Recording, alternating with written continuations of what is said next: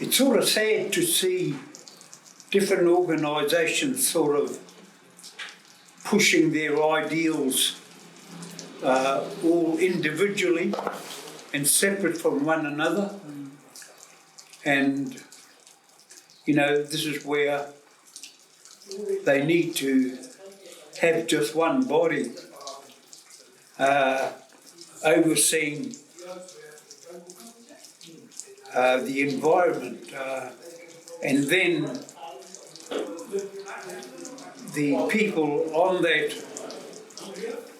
main body have to come from organisations that are already doing the work now, like people from district councils, regional councils, etc.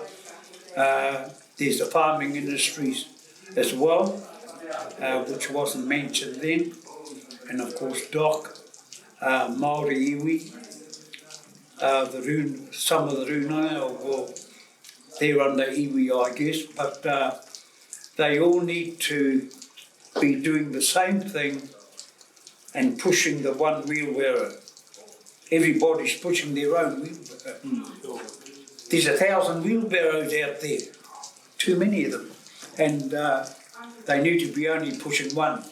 And then when you get representatives from all these organisations that are doing work now, getting representatives onto one board or whatever you call it, then they can set the rules, the criteria, the standards, and all that sort of thing, so that all these other bodies that are there now can be everybody doing the same thing and working towards the same goal.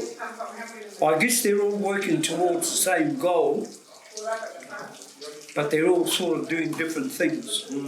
And the left hand doesn't know what the right hand is doing. The right foot doesn't know where the left foot is going. And so they need to come together and to form one body, and then that overall body can then make up the rules as to how they go about looking after our environment.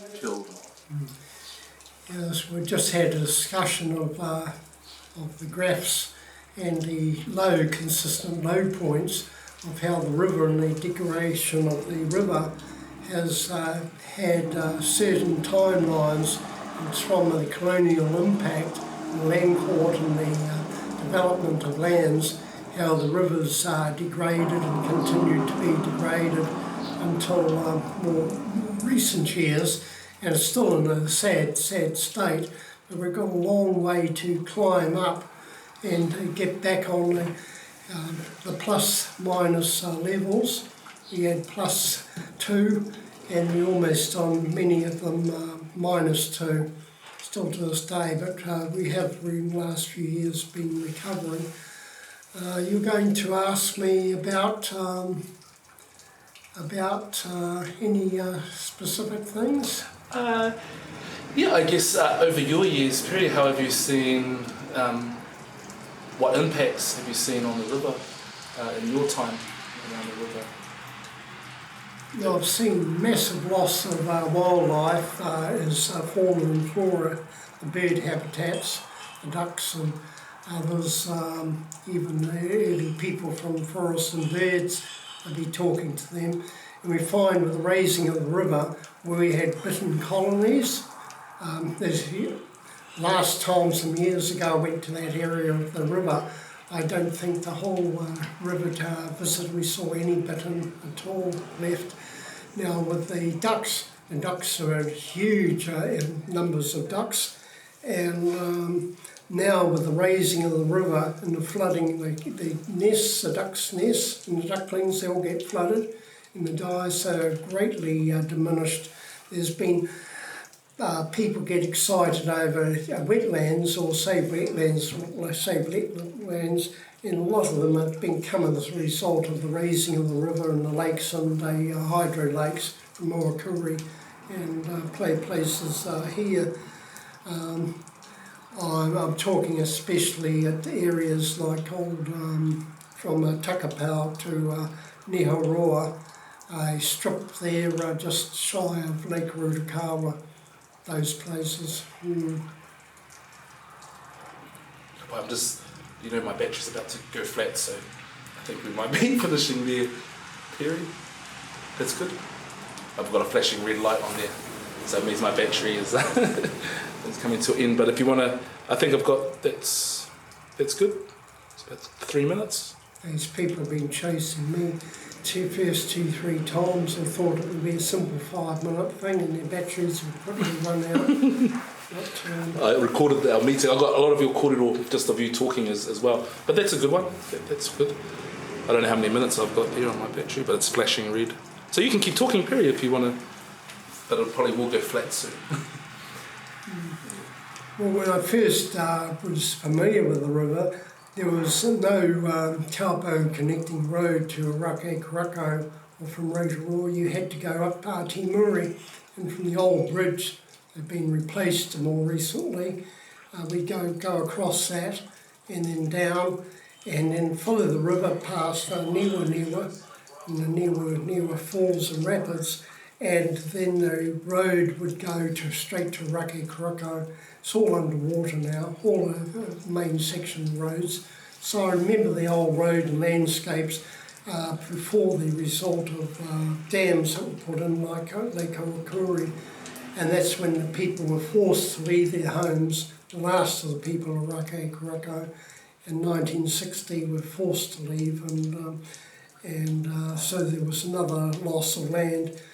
At the moment, Department of Conservation got 600 hectares of land, and that land was never returned to the Maori when the owners, it was taken readily enough under the equivalent of Public Works Act, but just such losses are up and down the river of all lands there. I was talking earlier further of the lands at Taurakuri, 40,000 acres, and that 4,000 acres taken survey costs, and what was little more than a reservation strip from the river, from Waimahana to Tutoki, and settled people in 100-acre lots. But the old settlements in Urupā, right through the 40,000 acres of Taurakuri, all we've got to manage to save and put aside several Urupā, but there's no sign that the people were ever in those lands. It's still under Wairaki pasture and Crown land, but it should have been part of our claim and would have had a good support for it. But anyway, we'll find redress in the record in one way or another. Because our iwi lived off that river, they fished it, they had small fishing areas for kōkapu, a fish that no longer exists in our island. So I hope that we get things right, because I don't want to leave this kind of mess for the next generation or the generation after. There has to be something doing now.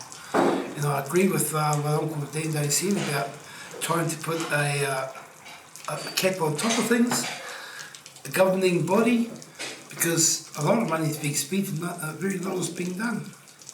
So they need to go past the talking stage and go to the doing stage. Ko au, ko te awa koe. I am the river and the river is me. I guess being brought up in Repuroa, especially at Ohaki Marae, along the Waikato River. The Waikato was always mighty, was always a resource that we heard stories about all our aunties and uncles jumping in, and the stories that you hear from the past about the connection they were able to have with the awa. And sometimes it's sad, as a rangatahi today, we don't have that same connection. And when you think about it, and you listen to the stories of your tupuna, listen to the stories of your nan and koro, those are the ways that we look at about how we can see the differences of what's changed in our environment. So as a rangatahi, or as someone who has been brought up near it, but wasn't able to have the same connection as my nan and koro, it saddens you, but it also allows us, well, we're in a position to hopefully, obviously we can't return exactly how it was, but hopefully return to some type of way how our tupuna were once when they lived right next door to it, and hopefully that we see it as a resource that we can continue using for future generations, because that's the objective, is to ensure that our river continues to connect us as one, but also allows us to connect with it. When I see, well, my whakaaro about our river is that it's a whakapapa. It links us from marae to marae. It links us from iwi to iwi. And it was that river that allowed manuhiri to come through Arohe. It was that river that allowed us to bring life to our people, provide resources for us. So it is cool that someone thought of someone thought of a tool that we can use to, well, help tell those stories or help identify those stories and give it relevance in this modern age.